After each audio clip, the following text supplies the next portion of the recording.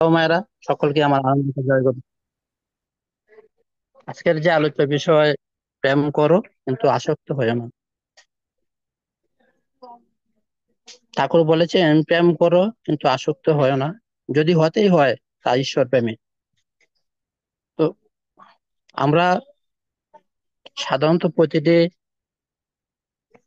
জীবকেই ভালোবাসি। প্রতিটি মানুষের সাথে আমাদের কমনে চলাফেরার মাধ্যমে বন্ধুত্ব বা ভালোবাসা গড়ে ওঠে। সেই যে ভালোবাসা বা প্রেম, সেটা যেন আহ, খুব মাখামাখি না হয়। ঠাকুর বলছেন খুব মাখামাখি করো না। খুব মাখামাখি মাখামাখি থেকে দেখা যায় যে এখানে আহ, মনে ক্ষুণ্ণতা চলে আসে। তার জন্য ঠাকুর বলছেন প্রেম করো কিন্তু প্রেমে যেন আসক্তি হয়ে না পড়ি। মানে ওই প্রেমটা যেন আমাদের স- সবল এবং সহৃদয়ের হয়।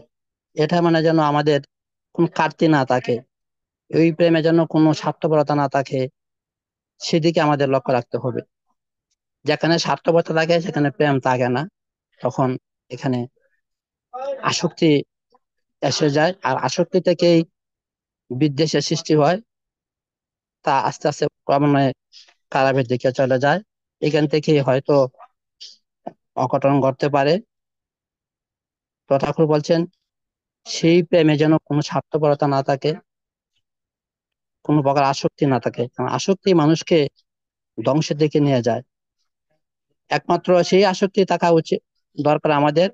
আমাদের গুরুদেব, গুরু শ্রী শ্রী ঠাকুর অনুকূল চন্দ্র যা বলেছেন, তার যে ভাবাদর্শ, তার সেই ভাবাদর্শকে যেন আমরা ফুটিয়ে তুলি।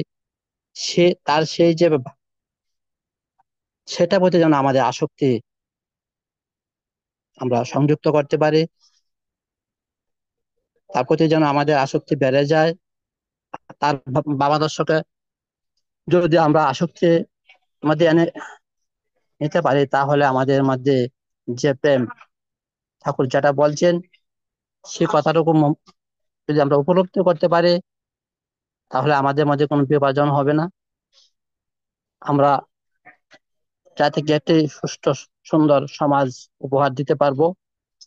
এই বলে আমি সবার সুদীর্ঘ কামনা করে সবাইকে ধন্যবাদ জানিয়ে আমার আলোচনা এখানে শেষ করছি। সবাইকে জয় গুরু। জয়গুরু।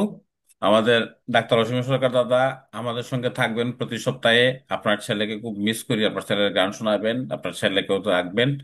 জয়গুরু।